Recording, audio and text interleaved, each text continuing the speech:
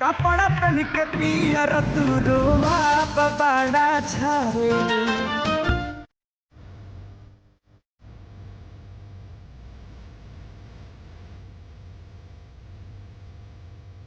सीधा साधा लइका के डोला दे हलुई मान के बुलेट बुलेट पर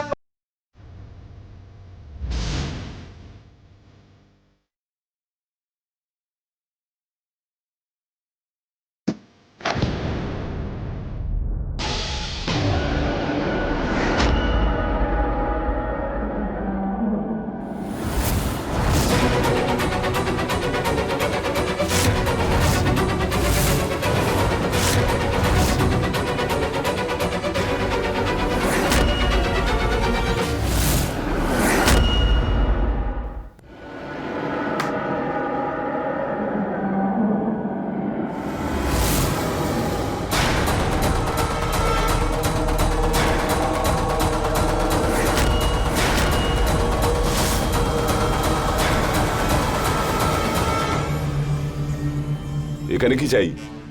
হ্যাঁ, ক্ষমা চাইতে এসেছি বাবা।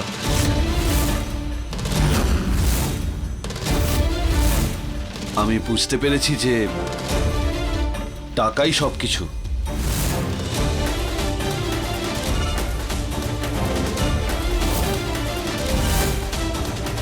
এই দেখো না, টাকার জন্য বিন্দিয়াও আমাকে ছেড়ে দিয়েছে। এই বাড়ির বাইরে বেরোনোর পর আমি বুঝতে পারলাম তোমার নাম ছাড়া আমার আর কিছুই নেই। আমার কোনো অস্তিত্বই নেই বাবা। এই কথাটাই তো আমি বোঝাতে চাইছি শালা বাবু, কিন্তু তুমি বুঝতেই পারছো না। আর তোমার মা, সে কোথায়? মাকে আমি আশ্রমে রেখে এসেছি।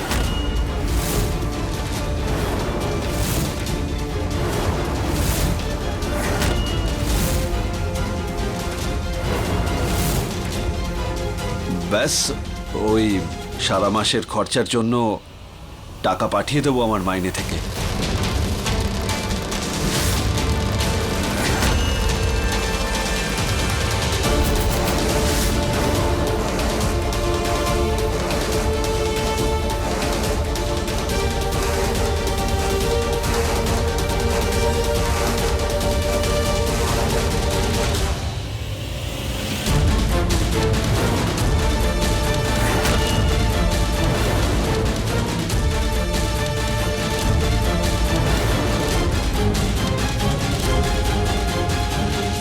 প্লিজ বাবা, আমি কি তোমার কাছে থাকতে পারি? হ্যাঁ অবশ্যই থাকতে পারো। আমি কবে বারণ করেছি?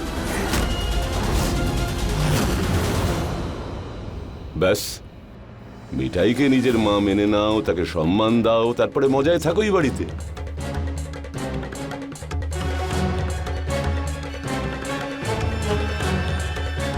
আমিও তো সেটাই করেছি অভয়। কি গো বলো না, তাই তো?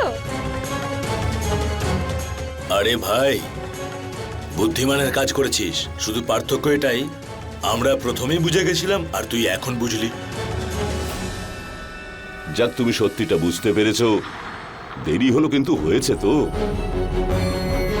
ব্যাস, থাকো এখানে আনন্দে। এটা তো তোমারই বাড়ি। শুধু এই মিঠাই, তোমার মা যদি হ্যাঁ বলে তাহলে।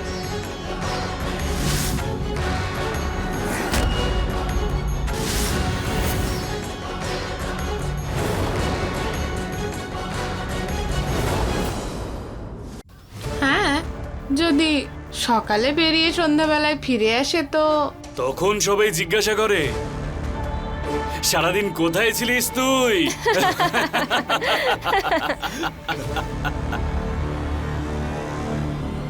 তুমি যদি নিজের ভুলটা বুঝতে পারো অভয় বাবা, তাহলে আমার কোনো প্রবলেম হবে না তুমি এখানে থাকলে।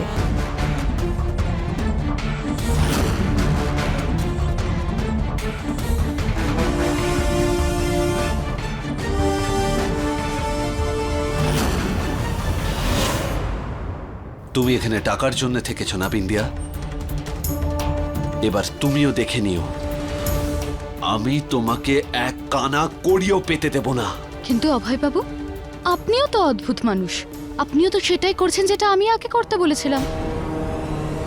আরে আমিও তো আপনাকে বলেছিলাম যে এখানেই থেকে যান, এই বাড়িতে। তাহলে রাগ দেখাচ্ছেন কেন? তুমি এখানে আছো আমার বাবার সঙ্গে লড়াই করতে, আর আমি এখানে আমার বাবার পাশে থাকতে এসেছি। তাহলে তফাৎ তো হলো দুজনের মধ্যে। এবার দেখো আমি তোমার কি অবস্থা করব।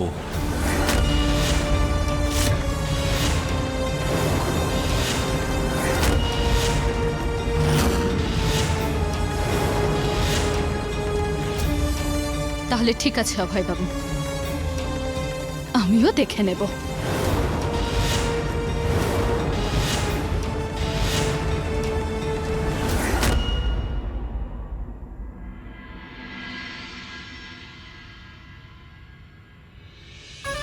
আরে ও মা, হ্যাঁ, এই বাড়িতেই থেকে গিয়ে এইসব কাজ করার ইচ্ছে রয়েছে নাকি? আরে আমার সোনা বাবা, একটু ধৈর্য ধর। এত সহজে সবকিছু হবে না তো। প্রথমে রেজিস্ট্রারের অফিস থেকে কোর্ট পেপারে স্ট্যাম্প মারতে হবে, তারপরেই আমরা এই সব সম্পত্তি বিক্রি করে কোথাও যেতে পারবো। আচ্ছা, তাহলে তো ঠিকই আছে মা। আর ততদিনে নতুন কেউ কিনবে কিনা খুঁজেও নেব। তুমি দেখো মা, আমরা খুব ভালো ডিল পাবো। আর তারপর টাকার বৃষ্টি হবে আমাদের উপর, টাকার বৃষ্টি। আর এরা সবাই রাস্তাতে গিয়ে দাঁড়াবে, আর আমরা হাওয়াতে তুমি শুরু করো, বসে আছো কেন মা? মাথায় ভালো করে তেল দিয়ে দিই।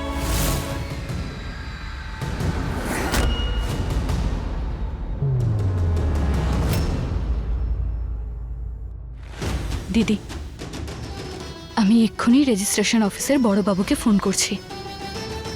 ওই রেজিস্ট্রার যে কালকে ওই কাগজগুলো নিয়ে এসেছিল, সেগুলো সবার আগে নিশ্চয়ই ওনাকেই দিয়েছেন।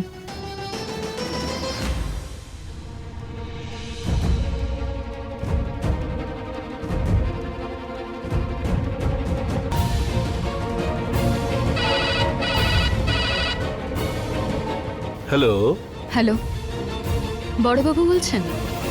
আমি সিএম বিন্দিয়া ভরদ্বাজ কথা বলছি। নমস্কার ম্যাডাম, বলুন। একজন রেজিস্ট্রার আপনাকে নিশ্চয়ই কিছু কাগজ দিয়েছে বাড়ির রেজিস্ট্রেশন করানোর জন্য, সেটাকে আটকে দিন। এর বেশি আর এগোতে দেবেন না। ক্ষমা করবেন সিএম ম্যাডাম, এই মাত্র 1 ঘন্টা আগে কোর্টে সমস্ত পেপার জমা পড়ে গেছে। শুক্র, শনি আর রবিবার তো ছুটি, আর সোমবার তো কোর্টের কাজ শুরু হয়ে যাবে ম্যাডাম। নমস্কার।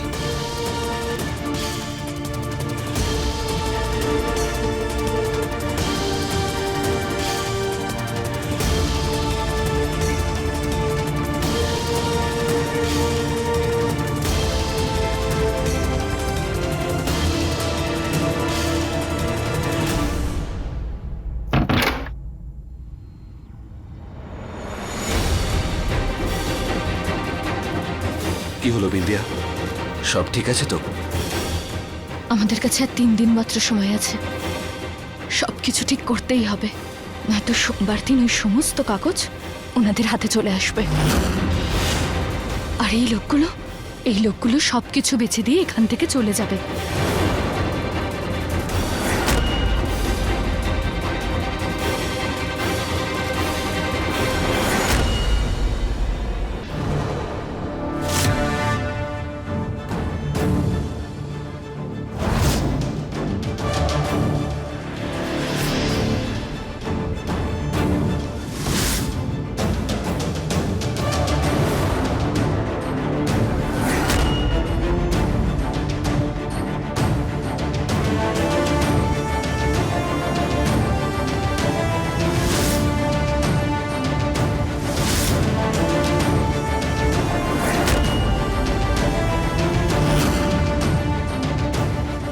অভয়বাবু, এই প্ল্যানটা কাজ করবে তো? এবার আমাদের কাছে আর কোনো রাস্তা নেই বিন্দিয়া।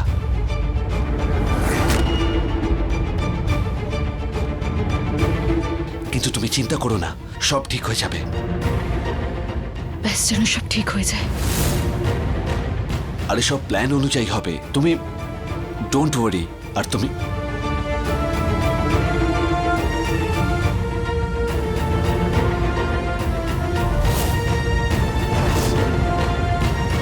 অভয়বাবু, কি হয়েছে? অভয়বাবু আপনি এখান থেকে চলে যান আগে, মিঠাই দেখে নেবে।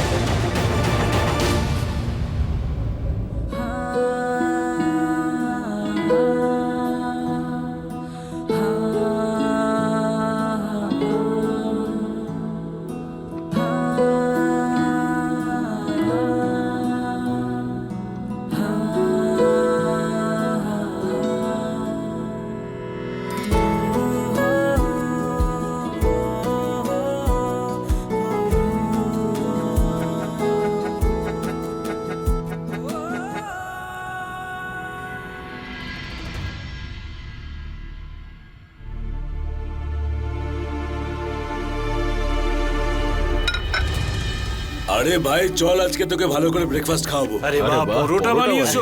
বস। হ্যাঁ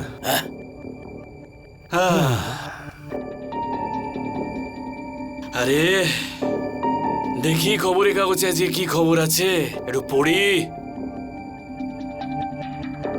বিখ্যাত এনআরআই রিটা ডিকস্টা ইউপিতে 500 কোটি টাকার বিনিয়োগ করতে চলেছেন। খুঁজছেন একজন স্থানীয় বিজনেসম্যানকে। বিখ্যাত এনআরআই রিটা ডিকস্টাকে ওয়েলকাম করবেন সিএম ম্যাডাম নিজেই, এবং ওনার এই ভাবনার জন্য সিএম ম্যাডাম তাকে ধন্যবাদ জ্ঞাপনও করবেন। তারপর শুরু হবে রিটা ডিকস্টার জন্য বিজনেস পার্টনারের খোঁজ। আরে বাহ, এ তো দারুণ ভালো খবর। 500 কোটি! এই যে দেখো দেখো। আরে 500 কোটি টাকা! 500 কোটি! একবার ভাবু, যদি ওর বিজনেস পার্টনার হওয়ার সুযোগ আমরা পাই তাহলে। হ্যাঁ, আরে ভাই 500-র অর্ধেক 250 কোটি আমাদের। 250! 250 কোটি টাকা আমাদের! বাহ! অবশ্যই, শুধু ওই রিটা ডিকোস্টার সাথে দেখা করার একটা সুযোগ পেয়ে যাই আমরা, তারপর দেখো। আরে সুযোগের কথা বলছো? মনে হচ্ছে তুমি ভালো করে খবরটা পড়োনি। আরে ভালো করে পড়ো। আরে ওকে ওয়েলকাম আমাদের বিন্দিয়া করবে। আর যখন উনি বিন্দিয়ার সাথে দেখা করতে আসবেন, আমি তো বলছিলাম তখনই সুযোগ বুঝে সোজা কথা বলে নেবার হয়ে যাবো পার্টনার। কি বলো জামাই বাবু? একদম ঠিক কথা বলেছো বড় শালা বাবু, একদম ঠিক।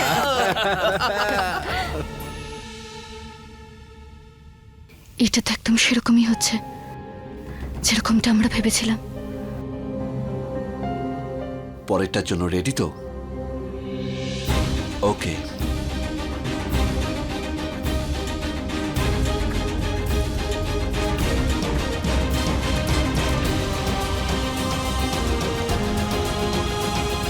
কি হয়েছে? সরি। কিসের জন্য? আমি যেটা করতে যাচ্ছি তার জন্য। আরে কি আশ্চর্য, নাটকই তো করছি বিন্দিয়া। কিন্তু বলবো তো সে আমি, তাও আবার আপনাকে, তাই জন্য সরি।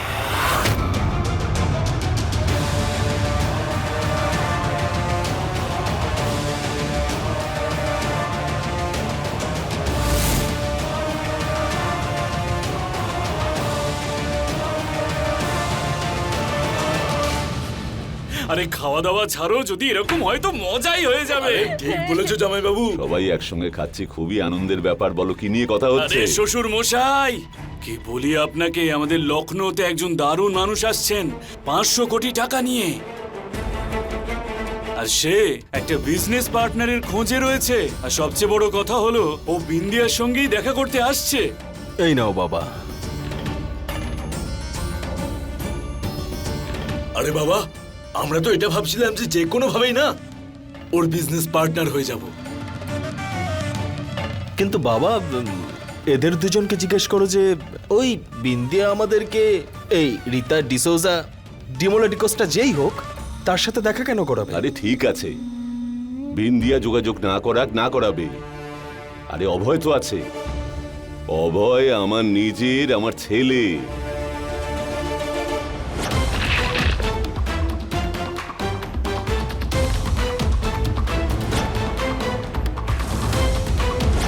আরে তুমি আমায় ঘর থেকে কি বের করবে? আমি তোমার মুখ দেখতে চাই না। নিজের মুখটা দেখেছো কোনোদিন আয়নাতে?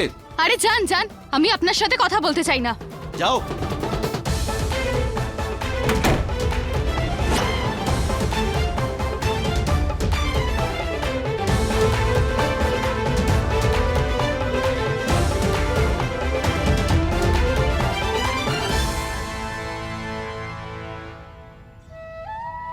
আমাকে ক্ষমা করো তুমি ভগবান।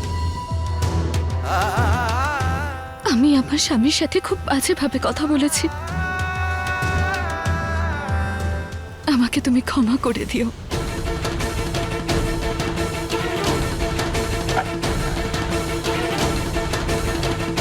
নাও পরোটা খাও, পরোটা।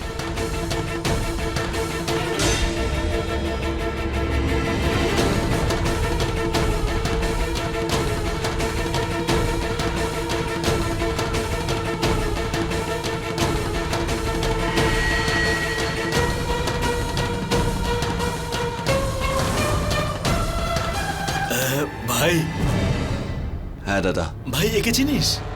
দেখ। আরে অফকোর্স দাদা। আরে এর জন্য তো গত দুরাত আমার ঘুম হচ্ছে না। এর সিকিউরিটি দায়িত্ব তো আমার উপরেই রয়েছে। ওই বিন্দিয়া এমন ভাবে আমার সঙ্গে কথা বলে, আমি যে ওর চিফ সিকিউরিটি অফিসার সেটা বারবার ও মনে করিয়ে দেয়। আরে যে কেউ সামলাতে পারতো এই রিটা ডিকোস্টার সিকিউরিটিকে, কিন্তু না, বিন্দিয়া আমাকে এই কাজটা দিয়েছে। কোথাকার কে আমাকে রাস্তায় দাঁড় করিয়ে দিয়েছে।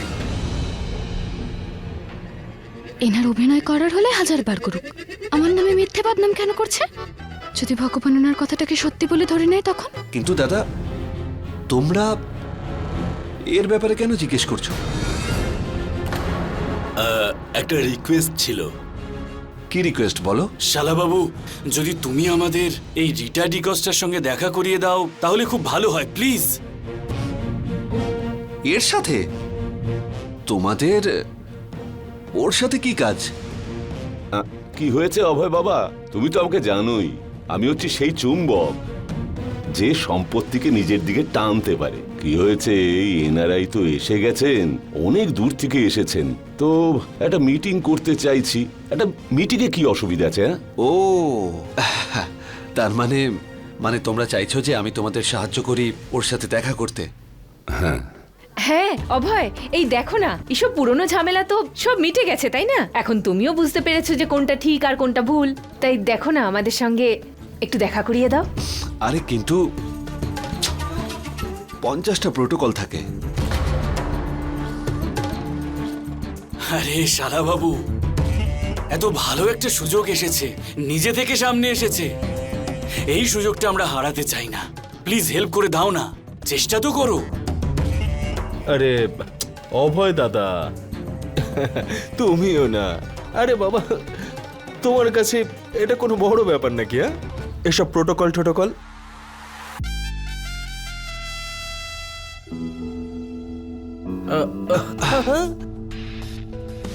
ঠিক আছে, আমি ওর শিডিউল চেক করব। যখনই সুযোগ পাবো তখন 10-15 মিনিটের জন্য তোমাদের পাঠিয়ে দেবো ওর রুমে।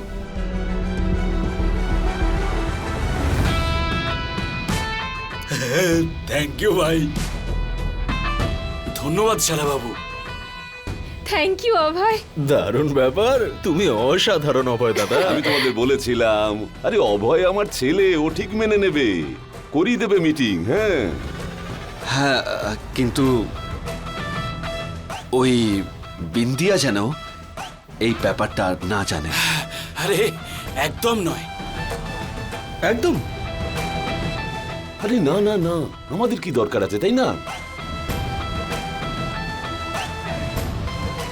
হে ভগবান, এখনো পর্যন্ত তো সবকিছু ঠিক আছে, ব্যাস এভাবেই যেন সবটা ঠিক থাকে।